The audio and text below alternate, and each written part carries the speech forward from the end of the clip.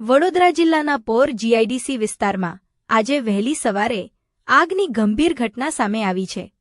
એક કંપનીમાં લાગેલી આગને કારણે વિસ્તારમાં થોડીવાર માટે દહેશતનો માહોલ જોવા મળ્યો હતો।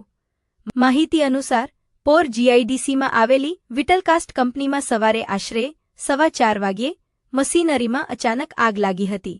આગ લાગતા જ કંપની પરિસરમાં અફરાતફરી મચી ગઈ હતી। આ ઘટનાની જાણ થતાં જ કરજણ ફાયર વિભાગ તાત્કાલિક ઘટનાસ્થળે પહોંચી ગયું હતું। ફાયર ટીમ દ્વારા પાણીનો સતત મારો ચલાવી આગને કાબૂમાં લેવામાં આવી હતી। ટીમની સમયસર અને અસરકારક કામગીરીને કારણે આગ વધુ ફેલાતી અટકાવવામાં સફળતા મળી હતી।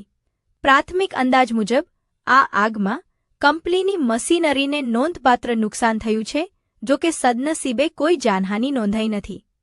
હાલ આગ લાગવાના કારણોને લઈને તપાસ શરૂ કરવામાં આવી છે।